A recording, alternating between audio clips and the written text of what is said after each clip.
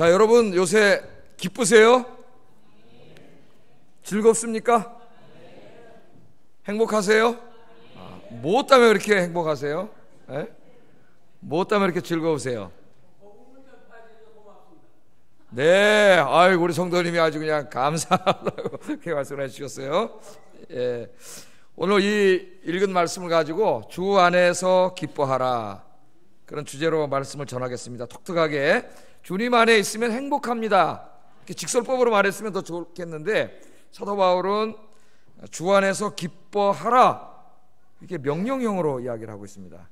우리가 뭔가 의지적으로 기뻐해야 되는, 그죠? 그런 뉘앙스가 이 말씀에서 풍겨요. 바울 서신을 읽어보면은 이 기쁨이라는 단어를 많이 쓰는데, 특별히 빌립보서에 무려 16번이나 사도 바울은 기쁨이라는 단어를 쓰고 있습니다. 특별히 이제 명령형으로 쓰고 있는 부분 한 3구절 정도 한번 읽어보겠는데, 먼저 오늘 본문에 보면은 나의 형제들아 주 안에서 기뻐하라, 기뻐하라 그래요. 또 우리 이미 공부했는데 2장 18절에 보면은 이와 같이 너희도 기뻐하고 나처럼, 그런 말이죠. 나 바울 자신처럼 기뻐하라, 또 명령형으로 쓰고 있어요. 기뻐하라. 또 이제 4장 4절에 보면은 주 안에서 항상 기뻐하라, 항상을 추가했습니다. 여기다가 항상 기뻐하라, 내가 다시 말하노니 기뻐하라, 강조해서 2번이나 명령형으로 기뻐하라 그렇게 말했어요. 그러니까 하나님께서 바울 선생을 통해서 우리에게 뭘 명령하시는 거예요? 기뻐하라, 항상 기뻐하라. 그러니까 이 기쁨이라고 하는 것은 우리 그리스도인들의 어떻게 보면 이 존재의 특징입니다. 존재의 특징. 그러니까 그리스도인인데 이 사람이 기쁨이 없어요. 늘 슬프고 우울하고 수심에 가득 차 있고 걱정과 염려 가운데 있고, 그러면 뭔가 기독교인의 정체성과 맞지가 않아요. 기독교인은 기뻐해야 돼요. 자, 오늘 이 빌립보서를 우리가 보면은 이 바울 선생 자신이나 또는 빌립보 교인들이나 인간적인 관점으로 보면은 기뻐할 일이 별로 없습니다. 그죠? 사도 바울 선생은 지금 어떻게 하고 있어요? 감옥에 있습니다. 재판을 기다리고 있어요. 무슨 벌금형 뭐 이런 재판이 아니라 사형이냐 아니냐, 유죄 판결 나면 황제 반역죄로 사형이에요. 무죄 판결 나면 석방돼. 죽느냐 사느냐 하는 이게 지금 걸려 있습니다. 이게 지금 감옥에 있어요. 자기는. 또 빌립보 교인들은 어떤 상태에 있다 그랬어요? 많은 환난과 핍박 가운데 있고, 우리 고린도후서 8장에서 공부했죠. 또 극심한 가난 가운데 있어요. 돈이 없어요. 근데 그냥 가난한 게 아니라 극심한 가난 가운데 있습니다. 자, 이런 가운데 여러분이 있다면은 기쁨이 있겠습니까? 그런 가운데 있는 사람들에게 하나님께서 뭐라 그러냐면 기뻐하라, 기뻐하라 그래요. 이 권면을 하고 있는 사도 바울 자신은 감옥에 있었지만은 그의 마음은 기쁨으로 가득 차 있습니다. 내일 죽을지도 모르는 사람인데 기쁨으로 가득 차 있어요. 왜 이렇게 기쁨으로 가득 차 있느냐? 사도 바울은 자신이 어디에 있다래요? 주님 안에 있기 때문에. 그러니까 내일 죽을지도 모르는데 감옥에 있는데 기뻐. 그 기쁨의 비결이 뭐냐면 주님 안에 있음을 알기 때문이에요. 주님 안에. 그러니까 여기 주님 안에 있는 사람과 주님 밖에 있는 사람이 있어요. 주님 안에 있음을 알기 때문에 기뻐요. 주님 안에 있는 사람은 환경이 흔들 수가 없어요. 주님 안에 있기 때문에 기뻐요. 그럼 빌립보 교인들도 지금 이런 극심한 가난 가운데 있고 환난과 핍박 가운데 있는데 그들에게 기뻐하라 그래요, 사도 바울이. 왜? 빌립보 교인들도 역시 누구 안에 있어요? 주님 안에 있어요. 주님 안에 있습니다. 그래서 우리가 주님 안에 있다고 하는 것은 우리가 기뻐해야 할 이유이고 우리 기쁨의 토대가 됩니다. 돈, 뭐 권력 그런 게 아니에요. 우리 그리스도인들은 왜 기쁨이 가득해야 되는가? 주님 안에 있기 때문입니다. 주님 안에. 그러므로 오늘 이 명령형으로 되어 있는 주 안에서 기뻐하라 라고 하는 말씀을 이해하려면은 먼저 이 주님 안에 있다는 게 도대체 무슨 의미인가? 그게 어떻게 우리 기쁨의 토대가 되는가? 주님 안에 있다는 게. 이 주님 안에 있다는 의미를 이해해야 돼. 주님 안에. 몇 가지로 오늘 생각해 보면서 은혜를 나누고자 하는데, 주님 안에 있다고 하는 것은 첫 번째로는 구원론적인 의미로서 구원의 은혜 안에 있다는 것입니다. 여러분이 주님 안에 있다고 하는 것은, 여러분 예수 믿습니까? 그럼 여러분은 주님 안에 있어요. 주님의 구원의 은혜 안에 있다는 거예요. 그 다음에 두 번째는 주님의 구원의 은혜 안에 있는 사람은 우리의 인생이 주님의 섭리 가운데 있다는 거예요. 그러니까 내 인생이 그냥 무작위로 막 우연한 일들이 계속 벌어지는 게 아니라, 내 인생에 우연은 없어. 다 하나님의 선하신 뜻 가운데서 이루어지고 있어요. 여러분의 인생이 주님 안에 있기 때문에 그런 의미가 있어요. 세 번째는 주님 안에 있기 때문에 주님과 내가 굉장히 가까이 있다는 거예요. 가까이. 주님이 내 안에 있고 내가 주님 안에 있어요. 가까이 있다는 거예요. 마지막으로는 주님 안에 있다는 것은 주님과 내가 하나가 되었다는 거예요. 연합, 기독교의 신비 사상입니다.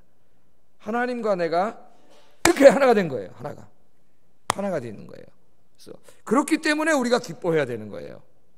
오늘 이 의미를 좀 생각해 보려고 하는데, 이게 왜 명령형으로 되어 있냐면은 이런 겁니다. 여러분, 어떤 사람이 건망증이 굉장히 심하다고 한번 생각을 해보세요. 통장에, 은행에, 국민은행에 100억이 있어. 100억. 근데 건망증이 너무 심해가지고 100억 있다는 거를 수시로 잊어먹어. 수시로. 이 사람이. 그런 사람이 있다고 생각해 보세요. 그냥. 그러니까 맨날 지갑을 꺼내면 돈이 없어요. 빈 지갑이야. 빈 지갑만 보고 맨날 불행해. 그러니까 옆에 있는 가족이 100억 있는 거 알잖아요. 야, 너 은행에 100억 있잖아. 그렇게 깨닫게 해주는 거죠. 자각해 주는 거예요. 아, 참나, 은행에 100억 있지? 그럼 어떻게 돼요? 다 아시면서 뭐 이렇게 모른 척 하세요. 기쁘잖아요. 아, 나 은행에 100억 있지. 그럼 기쁘잖아요. 그러니까 이걸 왜 명령형으로 썼냐면은, 이미 예수 믿고 구원받은 여러분들은 기뻐할 수밖에 없는 환경 속에 있어요, 여러분이. 근데 영적으로 망각, 이 건망증이 걸려가지고 그 하나님 주신 은혜를 자꾸 잊어버려, 수시로. 그리고 빈 지갑, 빈 인생만 바라보니까 기쁨이 없어요.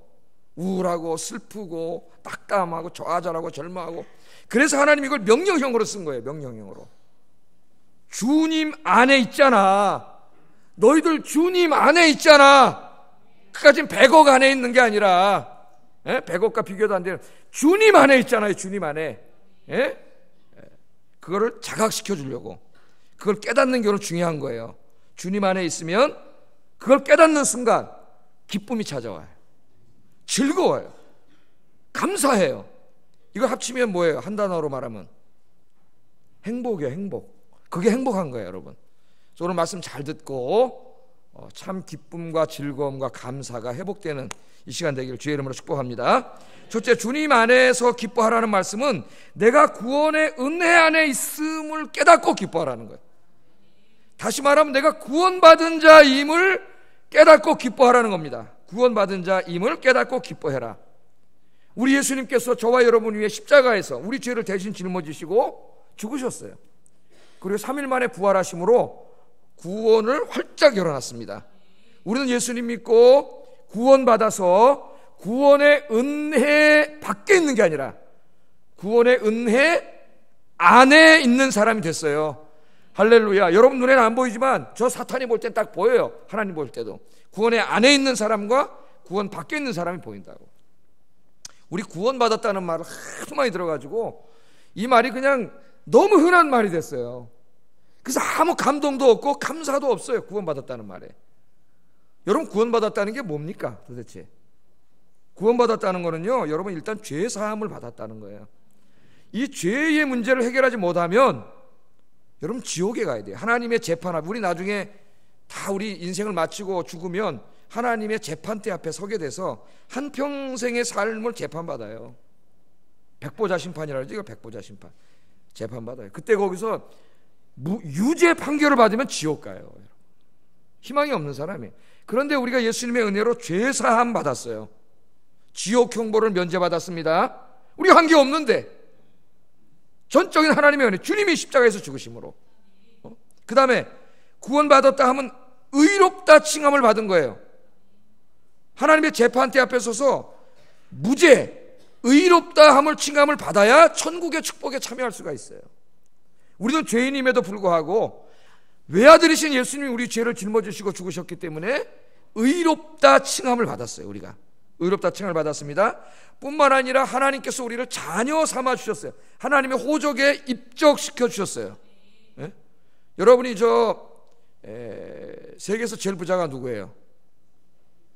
예? 마이크로소프트 빌 게이츠가 와가지고 당신을 내일부터 내 호적의 아들로 입적시켜 주시겠습니다. 그럼 저 어떻게 되는 겁니까? 목회 안 할지도 몰라요. 돈이 너무 많아가지고. 하나님의 호적에 입적시켜 주셔서 하나님의 자녀가 되게 해주셨어요. 이런 걸 하나 깊이 생각해 봐야 돼. 구원받았다는 게 하나님의 자녀가 됐기 때문에 하나님께서 온 우주를 새롭게 창조하셔서 하나님 나라를 만드실 때에 그 하나님 나라를 상속받을 상속자가 됐어요. 그래서 성경에서는 계속 우리가 하나님 나라를 상속받는다 그러죠. 바울이 상속받는 자, 하나님의 상속자가 됐다고. 여러분들이 그리고 하나님이 날마다 지켜주시고 보호하신 하나님의 사랑을 받는 자가 됐어요. 내가 구원을 받았다고 하는 가운데 이런 엄청난 축복이 여기 담겨 있는 거예요, 여러분. 우리가 이거 맨날 그냥 구원받았다 그러니까 이 세상의 것만 욕심이 많아가지고 이 별로 생각이 안 돼. 생각이. 이 놀라운 은혜를 우리가 받았습니다. 우리 그리스도인들에게는 이런 구원받은 기쁨이 우리의 얼굴과 표정과 몸짓과 말투와 삶을 통해서 나타나야 돼요. 그래서 여러분 40 이상 되신 분들은 그 얼굴이 자기 인생이에요. 오늘부터 집에 가셔서 거울 보세요 한번. 그게 자기 살아온 인생에 속일 수 없어요.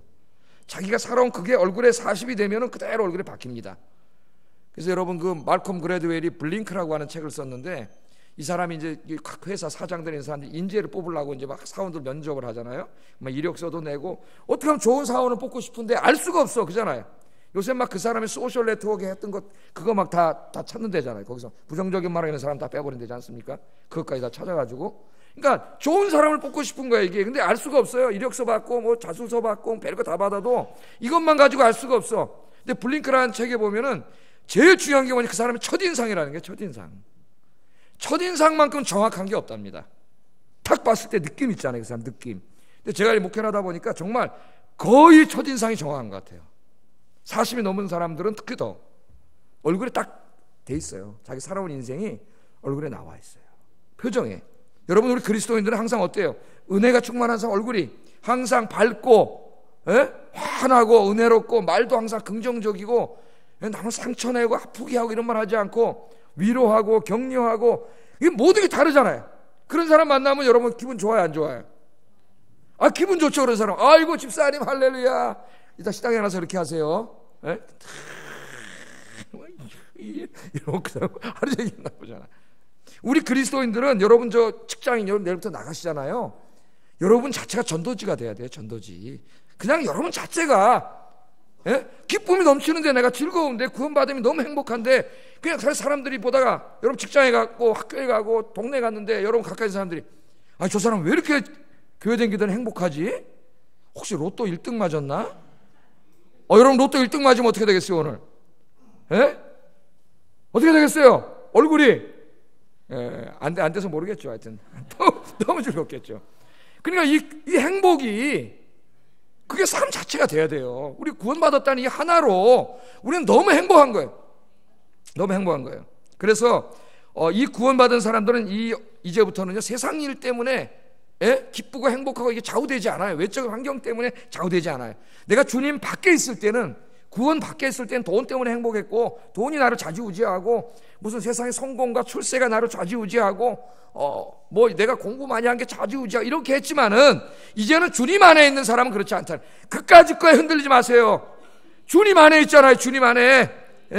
우리 구원받은 것 때문에 이제 구원받은 사람은 오직 주님으로 인하여 기쁜 사람이에요. 주님으로 인하여. 사실 여기 이 말은 시편 말씀을 인용한 거예요. 바울이 시편에. 시편 32편 11절 한번 읽어보겠습니다. 시작. 아멘. 너희 의인들아. 여러분 여호와를 기뻐하며 즐거워할지어다. 기뻐하다의 목적어가 여호와 하나님이에요. 여호와 하나님을 기뻐하라. 그게 머릿속 안 들어와요. 여호와 하나님 기뻐하는 게 뭐지? 그럼 거기다 바꿔서 돈으로 집어넣어 보세요. 너희 죄인들아 돈을 기뻐하라. 그럼 이해가 되죠? 하나님 기뻐하는 것과 그게 무슨 의미인지. 돈을 기뻐하는 사람, 돈 있으면 즐겁잖아요. 돈이 기쁨의 토대고 근원이잖아요. 근데 예수 믿고 구원받은 사람은 하나님이 기쁨의 근원이고 기쁨의 토대고 기쁨의 원인이에요. 또 시편 33편 1절 읽어보겠습니다. 시작.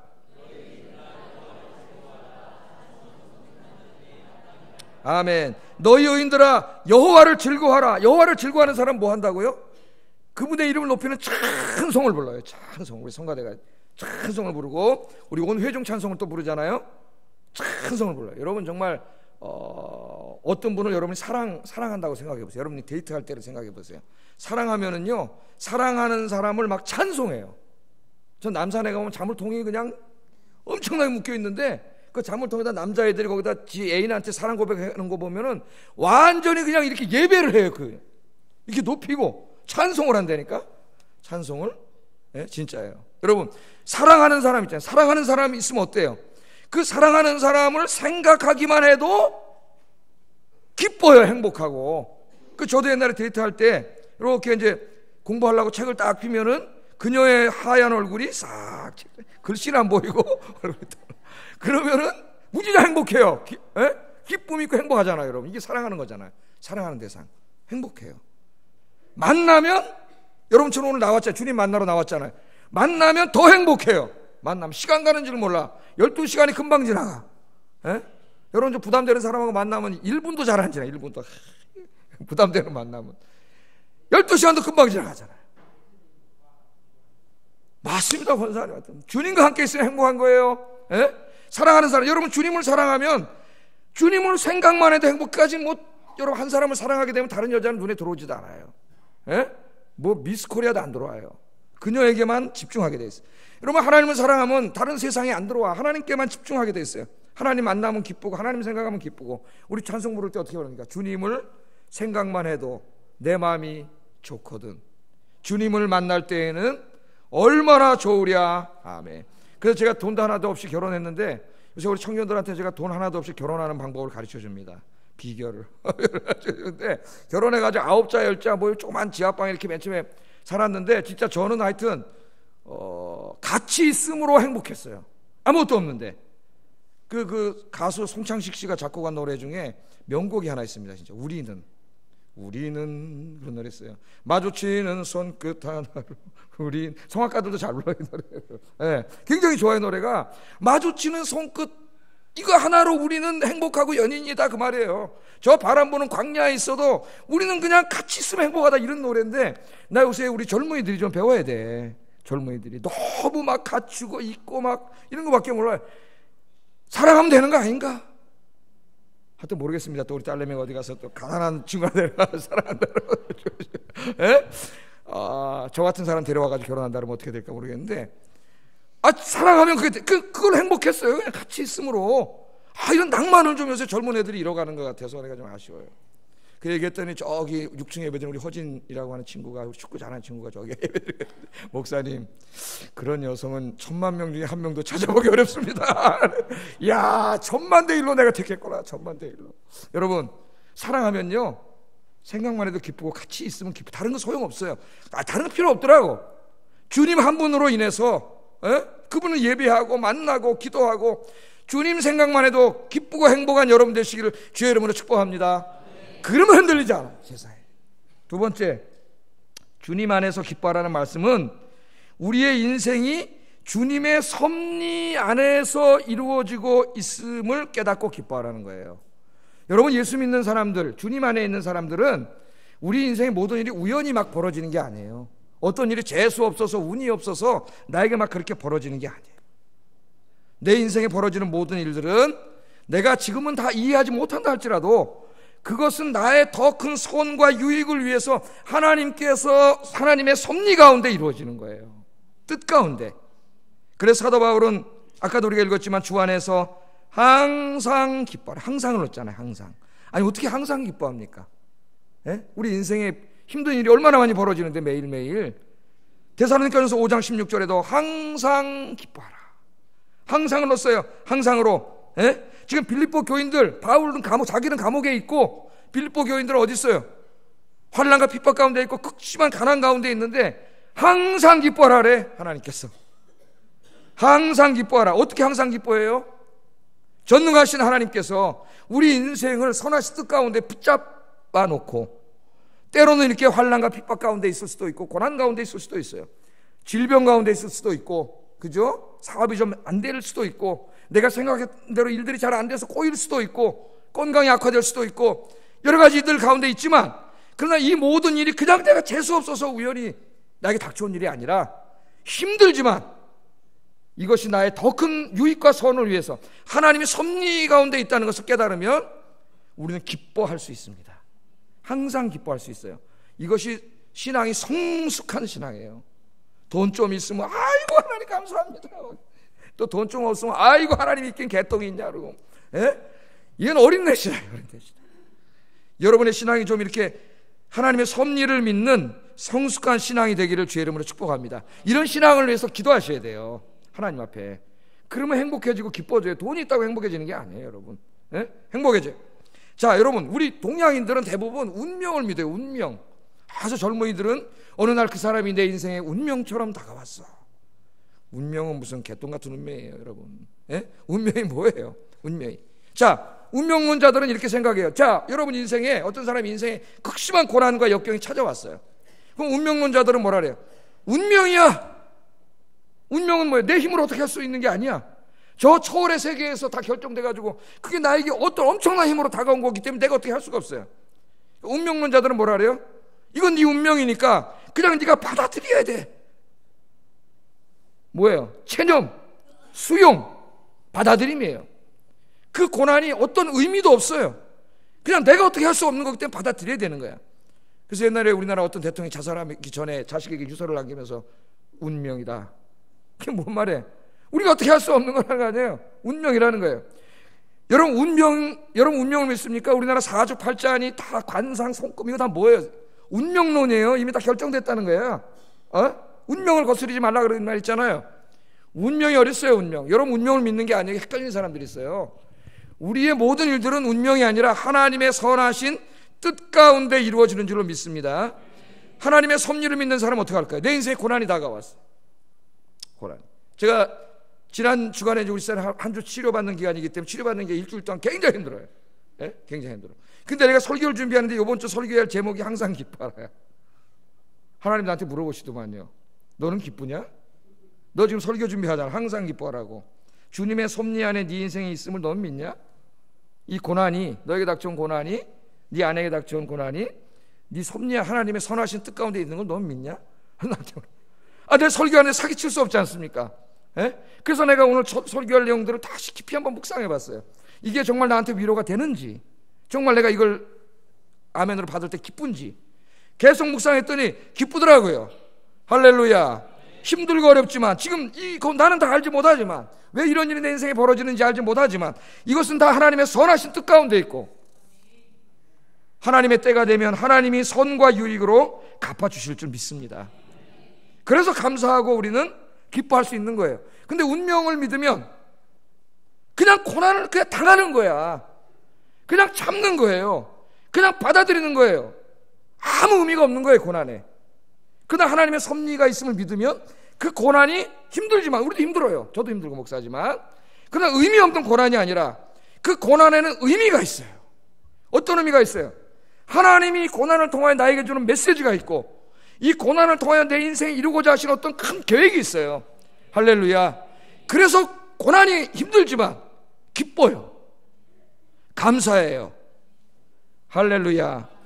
로마서 8장 28절 읽어보겠습니다. 시작.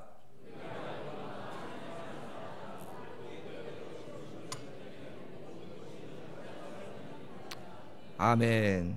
우리가 알거니와 뭘 알아 여러분이? 여러분 아세요? 하나님을 사랑하는 자, 곧 그의 뜻대로 부르심을 입은 자들에게는, 여러분들이잖아요, 여러분 인생에 벌어지는 모든 일들이 그게 좋은 일일 수도 있고 나쁜 일일 수도 있습니다. 성공일 수도 있고 실패일 수도 있어요. 모든 일이 내 생각한 대로 잘 되고 안 되는 걸 수도 있어요. 그러나 이 모든 일들을 다 하나님 어떻게 협력시켜가지고 이걸 다 재료로 써가지고 어떻게 한다고요? 여러분의 선을 이루시느니라. 아멘. 이 말씀만 붙잡으면은 쓰러지지 않아요.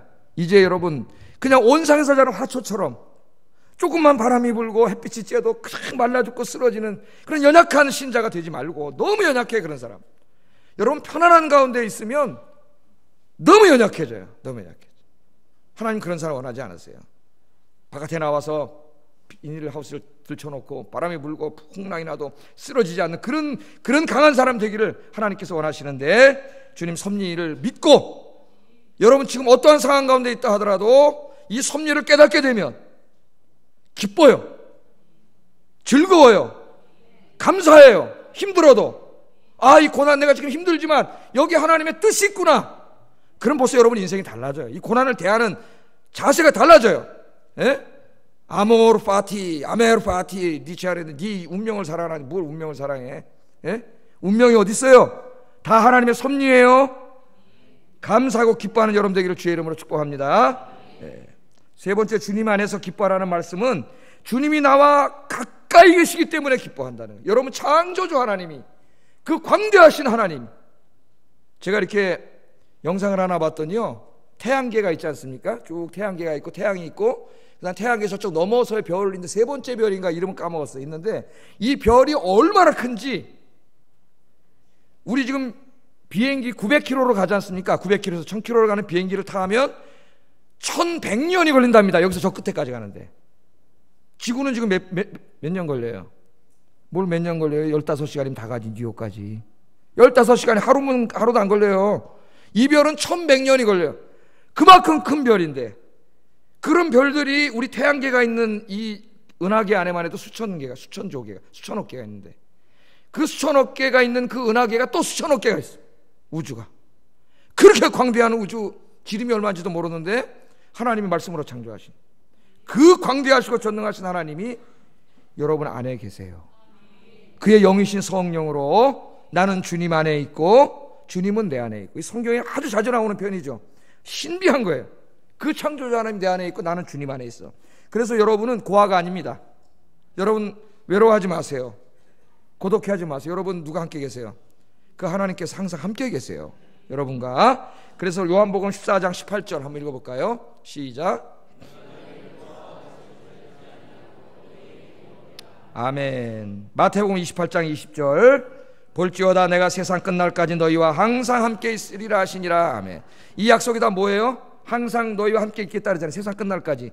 그 하나님의 영이신, 주님의 영이신 성령으로 여러분이 예수 믿을 때에 그 성령이 여러분 안에 와 계세요. 여러분 안에, 여러분 안에, 제 안에. 그래서 저는 주님 안에, 주님이 아주 우리와 가까이 있어요.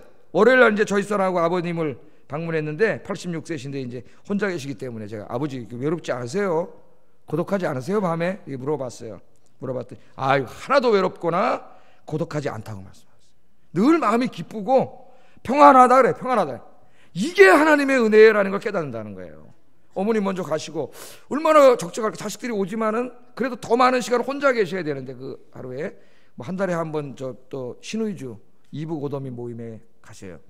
거기 가면 제일 지금 윗자리래. 연세가 이제 자꾸 돌아가셔가지고 가시고 있고, 뭐 교회 이제 가시고 주일날 교회 가면 또 조카들이 그 영락교회 권사예요. 권사이기 때문에 이번에 안내래 조카가. 그래가지고 권사 안내인데 갈 용돈도 막 찔러주고 조카가 우리 아버지 누님의 이제 딸들인데 그런데 또 꼭 대부분 혼자 있잖아요. 근데 어느 날 제가 가면 클래식 음악을 쫙 듣고 계세요. 텔레비전 클래식 방송이 있더라고. 야, 음악, 우리 아버지 음악을 좋아하시는데 저는 노래를 잘 못해도 우리 아버지 닮아서 딸들은 다 노래를 잘해요. 저는 우리 엄마 쪽으로 내려와가지고 음악은 좋아하는데 입으로 부르는 것만 잘 못해요. 입으로 크게는 불러요. 무조건 은혜롭게. 목사 되니까 별로 흉이 안 되더라고. 크게만 부르면 되니까 은혜가 돼. 또 올 때 뭐 트로트도 좋아하세요. 트로트 음악도, 트로트도 막 나오는 게 있더라고. 발라드는 안 좋아하세요. 그 음악이 형편없대. 발라드는 안 좋아. 우리 젊은 애들은 발라드를 좋아하는데, 그리고 스포츠를 좋아하세요. 뭐 야구, 축구, 배구, 농구 다 보시고, 또 그 좋아하는 목사님도 설교 또 골라서 다 이게 주중에 들으시고, 밤에는 찬송 부르고 성경 보신다니. 지난번에 1년에 3독 했대. 3독. 여러분 몇 독 하세요? 1년에 노인이 3독을 하는데. 그러니까 밤에 외롭지 않으시대요. 너 외로우면 어떡하나 그래가지고 그 짝대 입장에서 걱정하는데, 행복한데 이게 하나님의 은혜라는 거예요. 주님과 함께 보내는 시간이. 그래서 제가 깨달았다는 거 아닙니까? 아버지한테 배웠어요. 노년을 가장 행복하게 보내는 방법 제가 가르쳐 드릴게요. 하나님과 절친이 되세요. 할렐루야. 요 한가에 가면 게이트볼 하러 오시는 할머니 할아버지 있어요. 아이고 할머니는 모여서 게이트볼 하시더라고. 예? 뭐 그것도 좋지만은 하나님과 절친이 돼서 기도하고 찬송 부르고 말씀 듣고 예배하고 그러면 외롭지 않구나. 제가 지금 50대 중반이 되고 보니까 이제 혼자 되면 외로울 것 같아요. 제가 먼저 죽으면 다행인데 우리 집사람이 먼저 가면은 이거 외로워서 어떻게 살지? 근데 배웠어요. 뭐 자식은 다 가는 거지 이제. 예? 자기들 인생 살아야 되니까. 이거 하나님과 절친이 되면 되는구나. 하나님과. 그래서 여러분 하나님과 절친 되셔서 주님 나라 가실 때까지 외롭지 말고 고독하지 말고 행복하고 즐겁게 사시길 주의 이름으로 축복합니다. 하나님이 늘 같이 계시면서 여러분 친구가 되어주시고 남편이 되어주시고 할렐루야 지켜주시고 인도해주시고 대화도 해주시고 이런 축복이 엄청난 축복이잖아요 여러분. 여러분에게 있기를 주의 이름으로 축복합니다. 마지막으로 주 안에서 기뻐하라는 말씀은 주님과 연합된 자가 되었음을 깨닫고 기뻐하라는 거예요. 우리가 예수 믿으면은요 주님 안에 거하면 예수님과 우리가 이렇게 신비하게 연합이 됩니다. 이 로마서 6장의 아주 중요한 가르침이에요. 하나 된 이거 기독교 신학에서는 미스티시즘이라 그래요. 이게 신비해. 주님과 내가 연합, 유니온 윗, 하나가 되는 유니온 윗, 하나가 되는 거예요. 하나가, 주님과 내가 하나가 되는 거예요. 하나가 돼. 그래서 로마서 6장에 보면은 어떤 말씀이 나오냐면 주님의 십자가의 죽음과 내가 하나가 되고 주님의 부활과 내가 하나가 돼요. 그래서 주님의 죽음이 나의 죽음이 되고 주님의 부활이 나의 부활이 돼요. 한번 읽어보겠습니다. 로마서 6장 4절 읽어보겠습니다. 시작.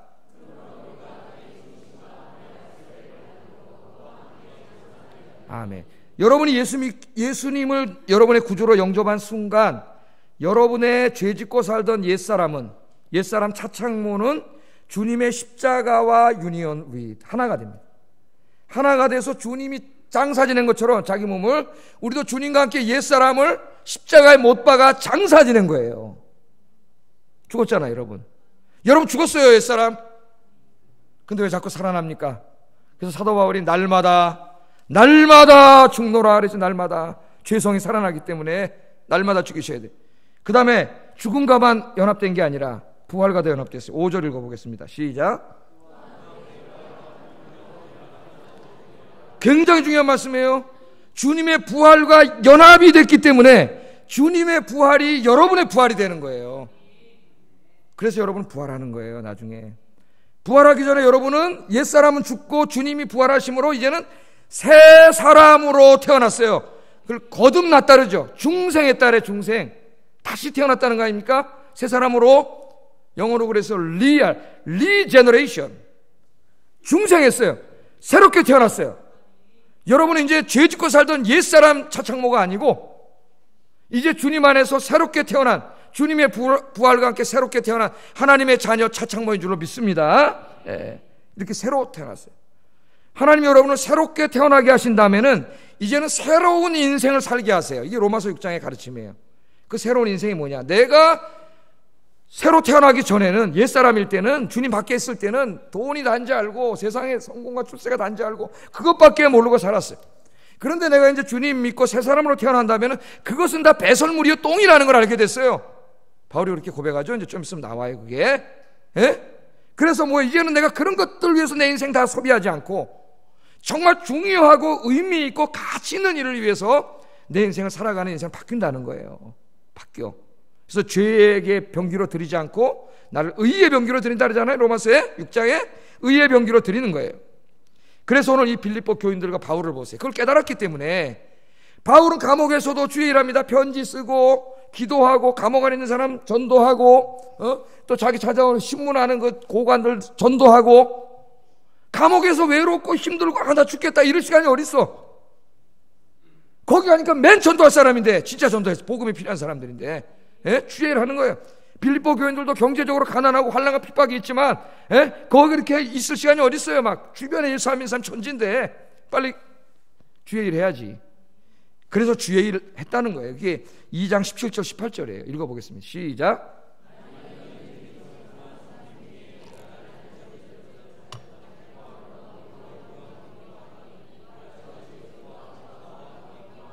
아멘. 이 감옥에 있어도 이렇게 기쁘네요. 주의 일 할 수 있으면 기뻐하니까. 너희도 힘들지? 바울이 그 말이에요. 환난과 핍박 가운데 있잖아. 경제적으로 어렵잖아. 그런데 너희들 열심히 전도하고 있잖아. 교회 섬기고 있잖아. 기뻐하라는 거예요. 기뻐해. 기뻐하라. 기뻐하라. 그렇게 얘기합니다. 에베소서 2장 10절에 보면은 하나님 우리를 구원해 주신 목적이 나와요. 한번 읽어보겠습니다. 시작.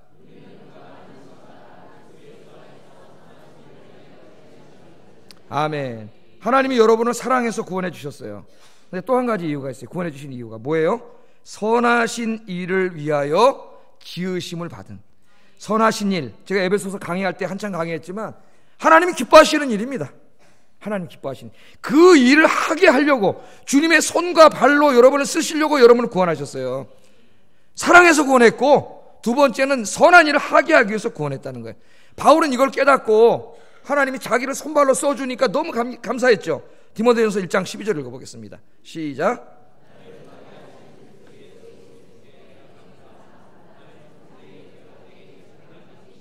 아멘. 자기를 구원해 준 것만 해도 너무나 감사한데, 이 선하신 일에 하나님이 자기를 불러주신 거예요. 일꾼으로 그 일을 맡겨주신 거예요. 하나님이 인정해 주신 거예요. 그러니까 인정해 주신 거예요. 예? 그래서 바울은 감격하고 있습니다. 주의 일을 할 때, 하나님의 일이 맡겨질 때 이런 감사와 감격이 있어야 돼. 내년에 이제 대통령 또 새로 뽑잖아요. 그럼 대통령 되면 장관들 또 임명할 때 전화가 와가지고 저한테, 차창호 목사님 저 목사 간두고 국무총리 좀 맡아주시오. 그럼 어떡할 것 같아요 제가? 예? 그럴 일은 없으니까. 하여튼 저한테 한 거로 여러분한테 그러면 어떻겠어요? 여러분한테 이게 웬일이냐, 장관 나를 인정해줬구나, 고맙잖아요. 너무 감사하고 감격하고, 각하, 요새는 각하라고 안 그러지만 내 충성을 다하겠습니다. 그런데 만왕왕신 하나님께서, 바울은 그걸 안 거예요. 믿음이 그 하나님 너무 느끼고 살기 때문에, 그 하나님 날 구원해 준 것만도 너무 감사한데 나에게 이 직분 주고 맡겨주셨으니 너무 감사하다, 지금 그 고백을 여기 하고 있지 않습니까? 주의 일할 때에는 감격이 넘치기를 주의 이름으로 축복합니다. 그래서 정말로 죽을 때까지, 하나님 앞에 갈 때까지 최선을 다했어요. 디모데후서 4장 6절 8절 읽어보겠습니다. 시작.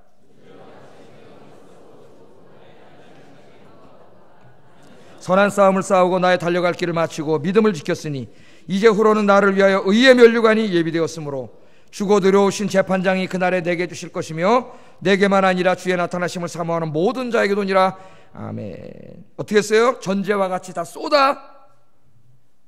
포도주를 다 쏟아 붓듯이 자기 인생을 이 맡기신 일 너무나 감사해서 다 쏟아 부었는데, 하나님 뭘 주신다 그래요?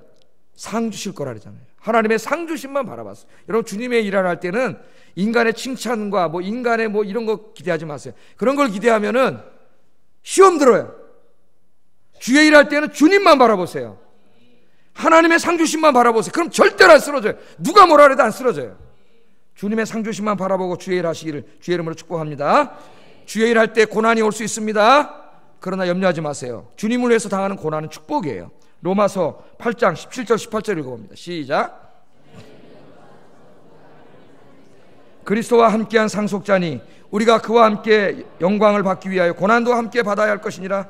생각하건대 현재의 고난은 장차 우리에게 나타날 영광과 비교할 수 없도다. 아멘. 여러분, 하나님이 주실 그 영광의 면류관, 이게 은유죠, 메타포죠. 면류관, 옛날에 올림픽 금메달 따면은 면류관 씌워주는 것을 메타포로 사용하고 있는데, 최고의 명예와 영광과 엄청난 상이에요. 지금까지 100억이 문제가 아니라 이 면류관인데, 이 면류관을 받기를 원하십니까? 그러면 고난을 함께 받아야 된다 그랬어요. 고난이 뭐예요? 주님의 교회와 복음을 위해 여러분이 흘린 수고와 눈물과 땀과 또 주님을 위해 당한 환난과 핍박이에요. 주님을 위한 그런 고난이 없는데 그런 영광을 바랄 수 없습니다. 주님을 위해 아무것도 하지 않았는데 주님께 영광을 받을 리가 없어요. 주님의 영광은 고난을 동반합니다.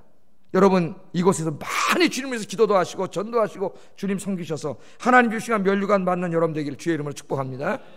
환난과 핍박이 있더라도, 고난이 있더라도 주의 일 하면은요, 이상하게 마귀가 역사해요. 이 사람 저 사람 통해서. 쓰러지지 마세요. 마태복음 5장 11절 12절 읽어보겠습니다. 시작. 모든 악한 말을 할 때는 너희에게 복이 있나니 기뻐하고 즐거워하라. 하늘에서 너희의 상이 큼이라. 너희 전에 있던 선지자들도 이같이 박해하였느니라. 아멘. 주님 위해서 일하다가 조롱당하고 모욕당하고 욕먹고 그럼 어떡하라고요? 의기소침해서 그만둬야지 그러지 말고 기뻐하라. 기뻐하세요. 여러분이 주님 때문에 욕먹으면 여러분 누가 된 거예요? 갑자기 선지자가 된 거예요. 구약의 선지자, 이사야 선지자, 예레미야 선지자, 같은 수준이 된 거예요. 여러분이 같은 레벨에. 하나님이 그러시잖아요. 그 상을 준대잖아요. 주님 때문에 여러분 고난당하고 욕먹고 힘들고 그러면 기뻐하세요. 여러분 뭐가 됐어요? 선지자 레벨에 올라갔어요. 선지자. 기쁨으로 주의 일 감당하고, 주의 일 함이 기쁨이고 주님 때문에 고난당함이 기쁨이 되는 여러분 되기를 주의 이름으로 축복합니다. 기도하겠습니다. 주 안에서 항상 기뻐하라. 주 안에 있음을 깨달을 때 우리는 기뻐할 수 있다 그랬습니다. 나 같은 죄인이 죄사함 받고 구원받아 하나님의 자녀가 된 것을 생각하며 늘 기쁨과 감사가 넘치게 하소서. 하나님께서 나를 사랑하시고 내 인생을 선한 길로 인도하심을 생각하며 기뻐하고 감사하게 하소서. 늘 나와 동행하시고 인도하시고 지켜주심을 생각하며 기뻐하고 감사하게 하소서. 하나님께서 나를 써주시고 일꾼 삼아주심에 감사하며 기뻐하게 하소서. 우리 같이 말씀 생각하면서 기도하겠습니다. 사랑하시는 아버지 하나님, 감사합니다. 감사합니다. 주 안에서 항상 기뻐하라. 우리 주님께서 그렇게 말씀해 주셨습니다. 오늘 우리가 주님 안에 있음을 늘 자각하는 저희들이 되게 하여 주시옵소서. 거울을 보면서 너 주 안에 있는 사람이잖아. 너 구원받은 사람이잖아. 너 인생이 주님의 선하신 뜻 가운데 행해지는 사람이잖아. 너 주님과 하나 된 사람이잖아. 거울을 바라보면서 너 주님과 함께 늘 동행하는 사람이잖아. 자기를 자각하고 깨닫게 함으로 주님이 주신 기쁨과 감사가 흘러넘치고 차고넘치는 우리 아인교인들이 되도록 하나님께서 역사하시고 붙잡아 주시옵소서. 예수님 이름으로 기도드립니다. 아멘. 찬송